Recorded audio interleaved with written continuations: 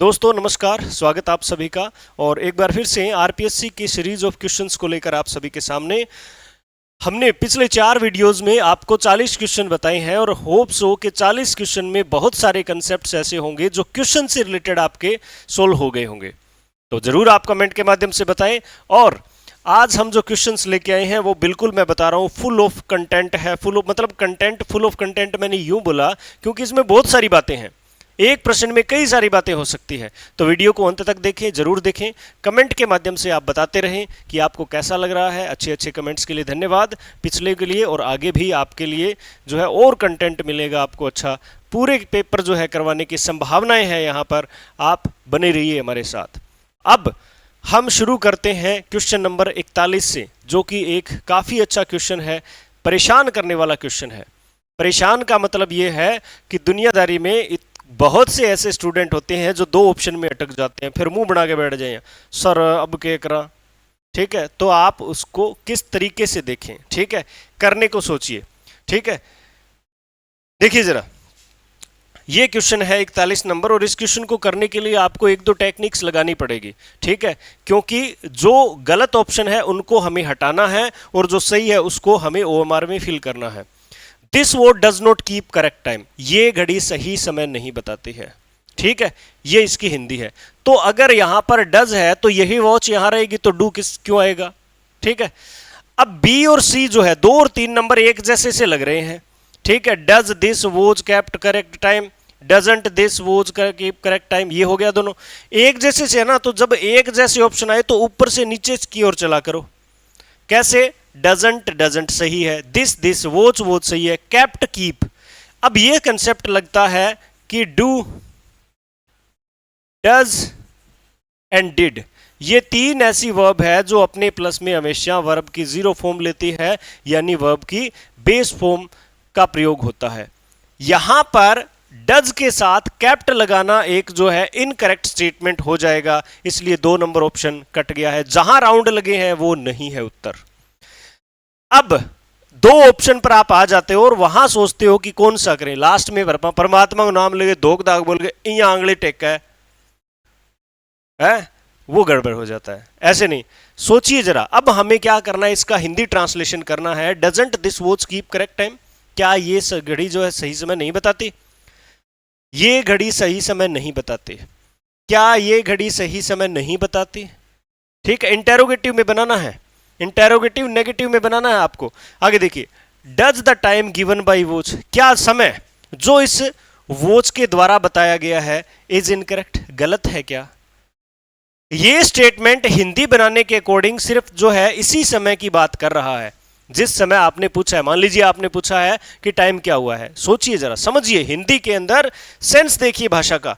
ठीक है, कि क्या इस घड़ी के द्वारा बताया गया टाइम गलत है क्या, ये कहते हैं 4 नंबर। और 3 नंबर में कहता है क्या ये घड़ी गलत समय बताती है, और प्रश्न कहता है कि यह घड़ी गलत समय बताती है। तो आप खुद डिसाइड करिए जरा कि कौन सा सही हो सकता है। जी हाँ, I think 3 and the right answer 3 is, तीसरा ही राइट आंसर है। चौथे में क्या गलती है, चौथे में भाषा का सेंस जब हम देखते हैं, और सेंस एक अच्छा वर्ड है। सेंस का मतलब है यही हिंदी बनाना, सेंस का मतलब है यही हिंदी ट्रांसलेट करके सोचना समझना कि प्रश्न से क्या अलग है। कुछ लोग कहते हैं कि सेंस के अकॉर्डिंग सर मैं करके आया था, सेंस के अकॉर्डिंग करके। तो सेंस के अकॉर्डिंग होता क्या है, सेंस सर डेवलप करना होता है किताबें पढ़ पढ़ के, बिल्कुल करना पड़ता है। ठीक है, सेंस का मतलब है कि आप जब किसी भी क्वेश्चन को करते हो तो आप जब सारे आपके हथियार फेल हो जाते हैं तब आप अपने जो है माइंड के टेक्निक यूज करते हो, अपने माइंड के सारे कंसेप्ट्स को यूज करके और एक सही सा उत्तर दे देते हो। ठीक है, इस तरह से आप मानते हो। लेकिन यहां पर कहते हैं कि सेंस का मीनिंग वो होता है कि आप उसकी हिंदी बनाकर तो एक बार देखें। सेंस का मतलब भाषा को आप बोलते, ये भाषा है भाई साहब, बोलते कैसे हो। आपने बोला ठीक है साइड हो जाओ, ये आपने साइड हो जाओ, इसको आपने सामान्य बोला, आप निकल रहे हो साइड हो, या आपने जोर से गुस्से में बोला, इसका मतलब आपके भाषा के बोलने के सेंस अलग अलग है। उसी तरह से ये भी भाषा है, इंग्लिश भी भाषा है, और आप इसको इंटेरोगेटिव नेगेटिव कर रहे हो ना, ये भी वाक्य सेंस के ही है, सेंस के ही है। यानी आप बोलते कैसे हो इसको, और बोलने में कुछ अलग तो नहीं है क्या? क्या ये घड़ी सही समय यह घड़ी सही समय नहीं बताती? क्या यह घड़ी सही समय नहीं बताती? बन गया क्वेश्चन। इस घड़ी के द्वारा बताया गया समय गलत है क्या? क्या इस घड़ी के द्वारा समय बताया गया जो गलत है क्या? इसमें 3 नंबर में हर टाइम गलत समय बताती है, इसमें अभी अभी अभी बस एक ही बार बताया है, और इसमें भी हर समय ही बताती है गलत समय। तो बताइए कौन सा उत्तर होगा? सी विल बी द आंसर। बहुत ही शानदार क्वेश्चन, बहुत ही अच्छा क्वेश्चन, और कहते हैं कि नंबर कटाने वाला क्वेश्चन है। ऐसे महाराजों से बच लिया जाए तो कहते हैं कि सिलेक्शन हो जाता है। ऐसे दुविधापूर्वक बालकों से, ऐसे जो है समस्यात्मक बालकों से अगर बच लिया जाए तो आपकी टीचिंग बेस्ट हो सकती है। अगर इनको सुधार दिया तो आप सेलेक्ट हो सकते हो। अगर समस्यात्मक बालकों को आपने क्या कर दिया, पढ़ाने लगा दिया, तो आपकी टीचिंग बेस्ट है। Same thing is applied here. आप समझिए इसको, आगे चलिए। हाँ जी, 42। Was he not a villain to do such deed? ठीक है, क्या उसने वो गलत काम नहीं किया? क्या वो निर्दयी नहीं है? क्या विलेनियस कैरेक्टर? ठीक है, जैसे इसे जो है लिटरेचर की भाषा में बोलते हैं रिटोरिकल क्वेश्चन। रिटोरिकल क्वेश्चंस क्या होते हैं? आपको एक बार में पढ़ने से, आपकी घड़ी में क्या समय हुआ है? बोले मेरी घड़ी में 7 बजे हैं। यह सामान्य प्रश्न हो गया जिसका उत्तर मिला है। रिटोरिकल क्वेश्चन 2 तरह से पूछे जाते हैं। पहला प्रश्न रिटोरिक का हो जाता है कि उसका जवाब नहीं मिलना चाहिए, उसका जवाब लेने के लिए प्रश्न नहीं पूछा, बात को एम्फेसाइज करने के लिए। ठीक है, कि तुमने मुझे कल पैसे नहीं दिए। अच्छा, मैंने तुम्हें पैसे नहीं दिए क्या? इसका मतलब पैसे दिए हैं। कल मैं क्लास में नहीं आया था क्या? इसका मतलब आया था। ठीक है, क्या मैं तुम्हारे साथ मार्केट नहीं गया था? इसका मतलब मैं गया था। यानी आप अपनी बात को स्ट्रेस देकर, ठीक है, स्ट्रेस देकर अपनी बात को एम्फेसाइज करते हुए मनवाने की कोशिश कर रहे हो, वो होता है रिटोरिकल क्वेश्चन। दूसरा रिटोरिकल क्वेश्चन क्या होता है कि जब हम कोई प्रश्न करें, उसका कोई भी उत्तर नहीं मिले, जैसे ode to the Grecian urn में series of rhetorical questions poet John Keats के द्वारा पूछी जाती है। कौन है ये जिसके चारों तरफ जो है इसके ऊपर पत्तियां किस प्रकार की बनी हुई होती है? व्हाट मेड प्रसूट है, ठीक है, वाई मेड इन स्लोथ है। ये जो वर्ड्स जो क्वेश्चंस पूछे गए वो रिटोरिक, क्योंकि सामने से जवाब नहीं आ रहा। पोइट जॉन कीट्स बस मन में बैठे हैं, ऐसे मन में सवाल किए जा रहे हैं। कौन है? क्या मियाँ बीण बजाने लग रहा है? क्या मियाँ छोरी बाजी फिर है? ऐसे उनका कोई जवाब, क्योंकि अर्न बोलेगा नहीं और कोई जवाब देगा नहीं। इसी प्रकार ये क्वेश्चन है। यहां पर कहते हैं was he not a villain to do such a deed? ये कार्य किया उसने, क्या वो गलत नहीं था? क्या वो गलत नहीं था क्या जिसने ये कार्य किया था? इस तरह की बात कह रहा है। ठीक है, अब बताइए इसका मीनिंग ये कह क्या रहा है कि वो इस समय विलन था ये कार्य करते समय, ये बात पे स्ट्रेस कर रहा है। ऐसे प्रश्न अगर आप पेपर में स्ट्रक्चर बेस बनाओगे, बहुत टाइम लगने वाला है। 1 मिनट में हिंदी बना लेनी चाहिए। बताइए जरा, सोच के बताइए, और यस और नोट लिखेंगे कमेंट में। मैं ये कहूं कि क्या मैंने तुम्हें पैसे नहीं दिए थे? इसका मीनिंग आप क्या? मैंने तुम्हें पैसे दिए थे। ठीक है, क्या मैंने तुम्हारी एग्जाम में हेल्प नहीं करी थी? इसका मतलब मैंने तुम्हारी एग्जाम में हेल्प करी थी। तो ऐसे माइंड में सेट कर लीजिए, was he not a villain to do such a deed? इसका मतलब he was a villain to do such a deed. देखिए 4 ऑप्शन में, पहला देखिए इज तो काट दो क्योंकि यहां पर वोज है। ठीक है, उसके बाद में डिड भी काट दो क्योंकि यहां पर वोज है। उसके बाद such a bad deed he do, इसमें विलियन ही नहीं है, विलन ही नहीं है। तो क्या हो गया? तीनों गलत। और ऑप्शन नंबर 1 देखिए जरा क्या है, he was a villain to do such a deed. मैंने बताया था रिटोरिकल क्वेश्चन इतने आसान होते हैं कि आप सोचेंगे कि सर ऐसे क्वेश्चंस जो है हम तो बड़े कंफ्यूज रहते हैं। नहीं, आप एक क्वेश्चन को पढ़ते ही माइंड में कंसेप्ट बना लो। सोचना जरा, क्या मैंने तुम्हें आंसर नहीं बताया था? इसका मतलब बताया था, इसका मतलब बताया था। बहुत आसान चीज होती है। In which of the following do functions as, देखो प्रश्न को अच्छे से पढ़ो। डू का फंक्शन पूछा है as substitute for the verb, verb के लिए, in questions which ask about action. अब पहला तो देखना है डू वर्ब को कि वो क्वेश्चंस कहां बना रही है। देखिए जरा, व्हाट डू यू प्रश्न बन रहा है, ये दोनों नहीं उत्तर होंगे क्यों नहीं होंगे? क्योंकि वट यहां पर क्वेश्चन ही नहीं बना रहे हैं। यह है सेंस भाषा का। आप प्रश्न को पढ़ते ही अगर समझ जाते हैं तो आपका सेंस अच्छा है, ठीक है। और भाई साहब मैं बताऊं आपको, आप जो कहते हो ना कि सर मैंने ये क्वेश्चन सेंस के अकॉर्डिंग ये ऑप्शन भरा था, वो होता है तुक्का, ठीक है। वो होता है एक अंदाजा लगाना होता है कि हाँ ये हो सकता है। It is not called sense. Sense का मतलब आप भाषा को समझ रहे हो, सेंस का मतलब आप भाषा को समझ के फिर अप्लाई कर रहे हो।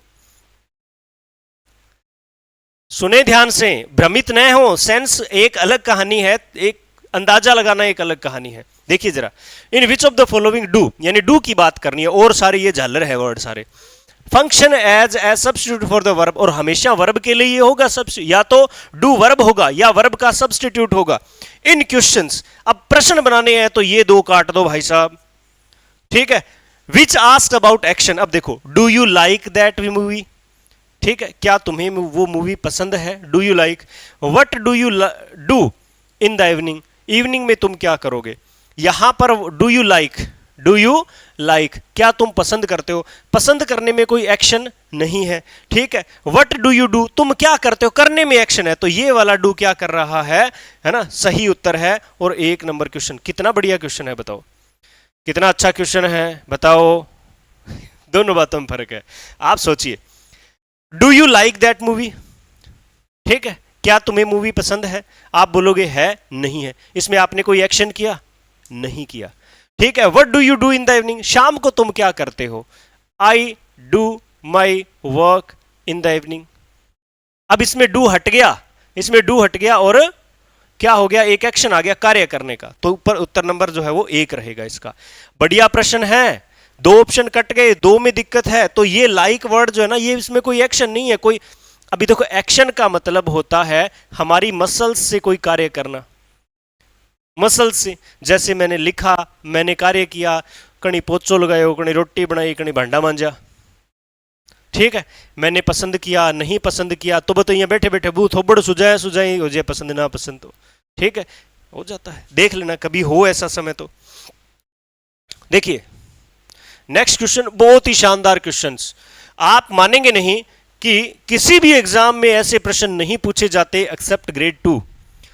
ग्रेड 2 ही एकमात्र ऐसा एग्जाम है जिसमें ये प्रश्न पूछे जाते हैं इस तरह के। क्यों पूछे जाते हैं? क्योंकि वहां पर थियोरी पर काफी महत्व जो है वो रखा जाता है। और ग्रेड 2 को पेपर को करना, यानी ग्रामर का सबसे उच्च क्वालिटी का पेपर यहां मिलेगा आपको। ग्रामर सबसे ज्यादा यहां मिलेगी। 120 question will be asked in the question paper. पिछली बार के अलावा सभी हर बार जो है 120 क्वेश्चन पूछे गए थे, आगे भी पूछे जाएंगे। क्वेश्चन देखिए, विच of the following is not true, कौन सा सही नहीं है? नॉट ट्रू, इस नोट को अंडरलाइन कर लीजिए, मतलब हमें गलत।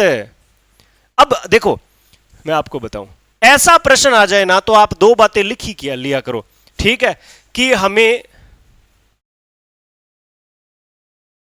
सही बात और गलत बात, ठीक है, सही बात और गलत बात। मैं बता रहा हूं, मैं एक भी कार्य ऐसा नहीं कर रहा जो एग्जाम में महत्वपूर्ण नहीं हो। आप बताइए जरा, आप खुद इस बात के साक्षी है कि नॉट ट्रू सही नहीं है, सही है, सही, ऐसी भाषा में गड़बड़ करते हो ना, तो पहले क्यों नहीं डिसाइड करते कि करना क्या है?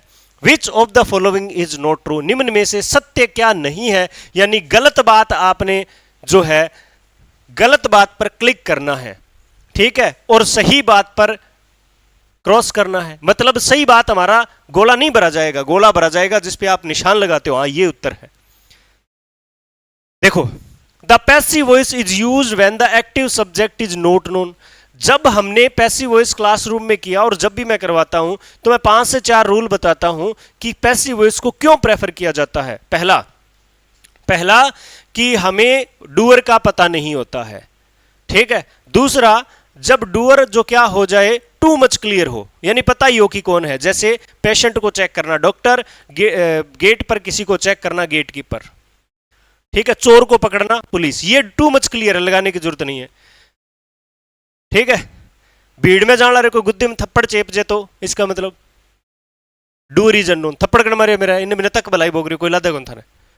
तो वो अननोन हो जाएगा। ये बात जो है वो हमारा उत्तर नहीं बनेगी, क्योंकि ये सही बात है कि जब active subject is not known, subject active हमें पता ही नहीं हो को कौन है, अपने कहते हैं कि मेरी तो घड़ी गम गई, ठीक है, कट्ठा गम गई, अरे तो मैं लिया हूं अर्चक के, मेरी घड़ी चोरी हो, कण चोरी करी, मन्ने बता मैं ले आ गई, क्या मैं बताओ थे, हमें पता ही नहीं अभी किसने चोरी कर ली। तो ये पहला, the passive voice is used when the speaker is interested in mentioning the active subject.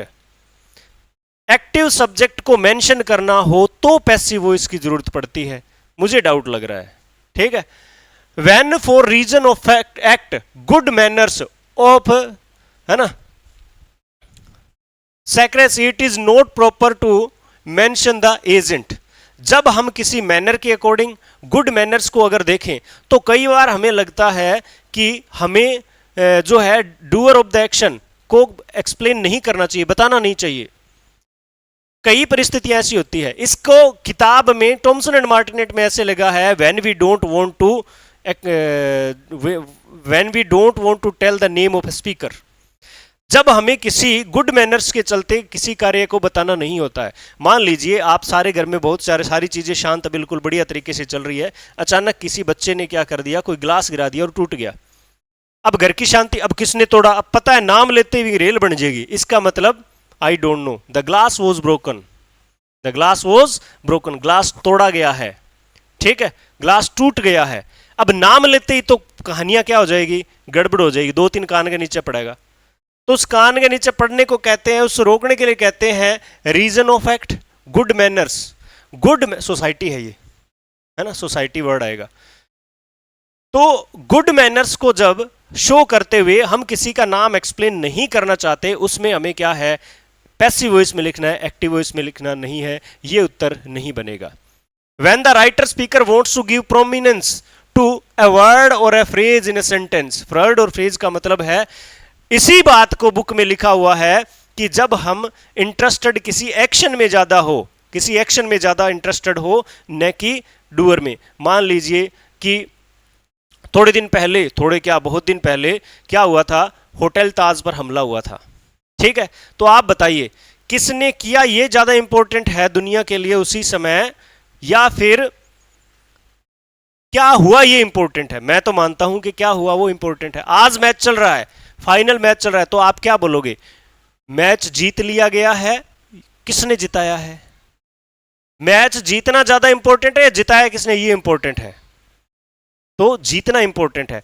कहते हैं कि जब एक्शन ज्यादा इंपॉर्टेंट हो, कहना और डूअर को वेग किया जा सकता हो, तब हमें पैसिव वॉइस की जरूरत पड़ती है। ये भी उत्तर नहीं बनेगा, अपने आप उत्तर ए बनेगा। और इसको देखिए क्या कहते हैं, the passive voice is used when the speaker is interested in mentioning active subject.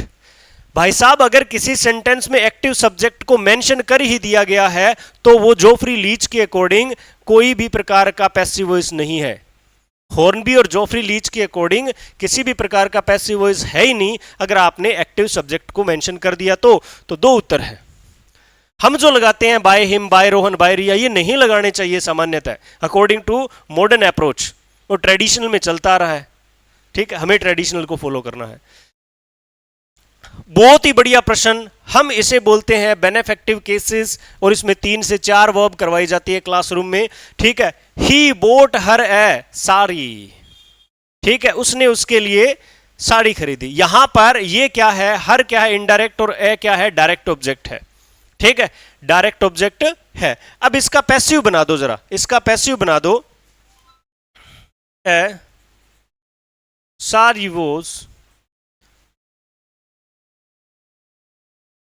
bought for her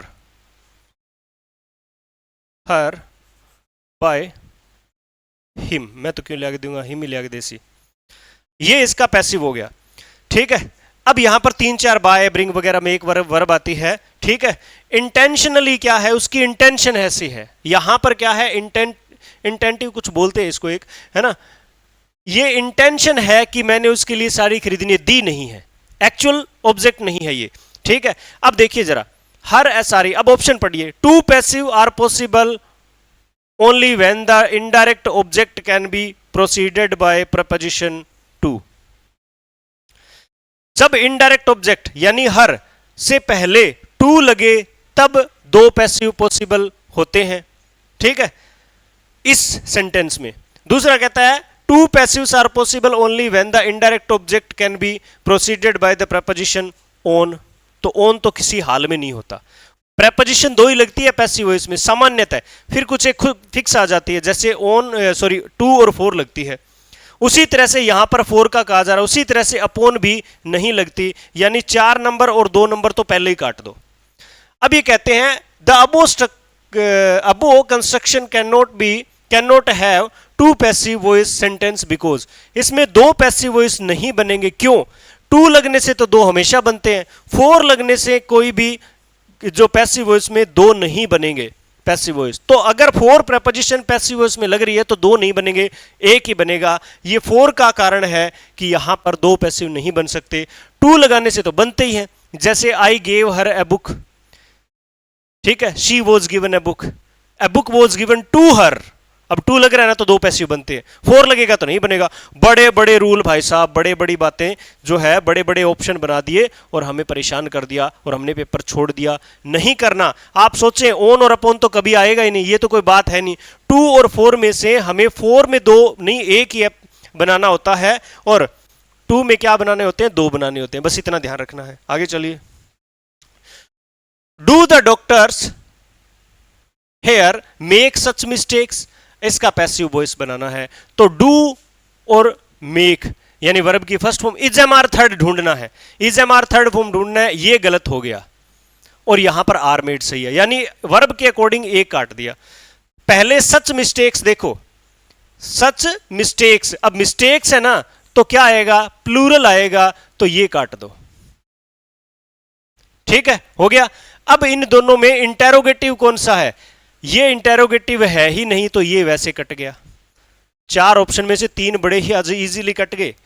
इस वाक्य को पैसिव वॉइस में बनाना है तो डू मेक को is am are third form यानी मेड बनाना था, ये कट गया, वर है।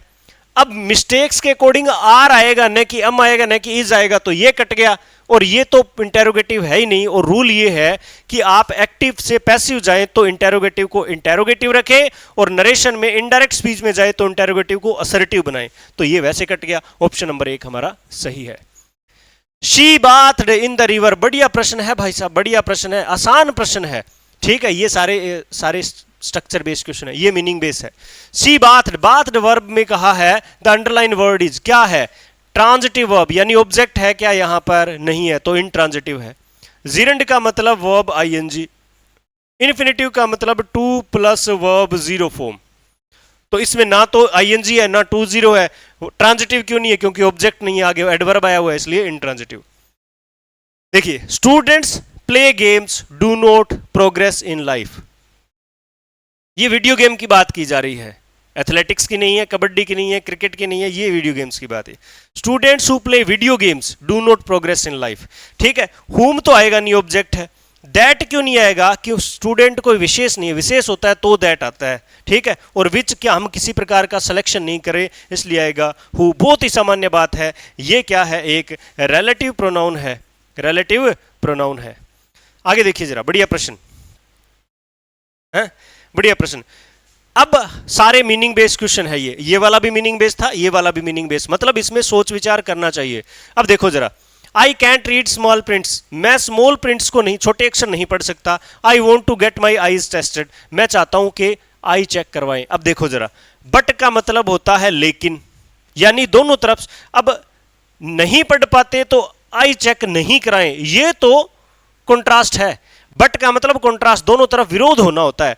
यहां विरोध है क्या दोनों तरफ, जैसे वह तेज भागा लेकिन रेस हार गया, वह बहुत पढ़ा लेकिन फेल हो गया, इनमें कॉन्ट्रास्ट है, ठीक है। उस लड़की को बहुत डांटा गया लेकिन वो चुप रही, रोई भी नहीं, बताओ कितना बड़ा कॉन्ट्रास्ट है। तो ये बट तो नहीं आएगा। दैट क्यों नहीं आएगा, क्योंकि दैट से जस्ट पहले यहां पर कोई क्या होना चाहिए, एनपी होना चाहिए, जो नहीं है, ठीक है। दो, यद्यपि, कंसेशन, कंसेशन क्यों है ना, ये भी नहीं है, ठीक है। और अब बचा देयरफॉर, देयरफॉर क्या होता है, कोऑर्डिनेटिंग इलेटिव कंजक्शन होता है, जो रिजल्ट बताता है, जो क्या होता है, रीजन के कारण भी आता है, जैसे, ठीक है। आई कैंट रीड स्मॉल प्रिंट, मैं ठीक है, स्मॉल प्रिंट को नहीं पढ़ सकता, देर फार, और इसीलिए I want to get my, और इसीलिए मैंने आई टेस्टेड करवानी है। हिंदी बनाने से इसका उत्तर आएगा, देर फोर सही उत्तर है। लास्ट क्वेश्चन आज का, the news is retiring is fools. The news, अब यहां पर देखिए विच, वेयर और व्हेन। वेयर और व्हेन तो किसी हाल में नहीं आएगा। खबर जब और खबर जहां,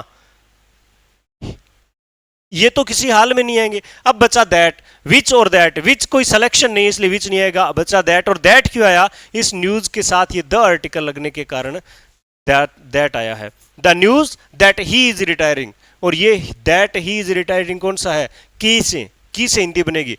खबर कि वह रिटायर हो रहे हैं, वो गलत है। तो ये आज के 50 प्रश्न, आगे भी हम बड़े अच्छी तरीके से इसको करेंगे। सॉरी 20 क्वेश्चन है आज, 10 क्वेश्चन आज के पूरे करेंगे। आप बने रहिए, पढ़ते रहिए, शानदार पढ़िए, जानदार पढ़िए, सिलेक्शन निश्चित है। और एक अच्छी तैयारी, एक अच्छे प्लान के साथ पढ़िए, और आप जरूर आप यूकेन का एक हिस्सा बन के अपनी सफलता निश्चित करें। धन्यवाद।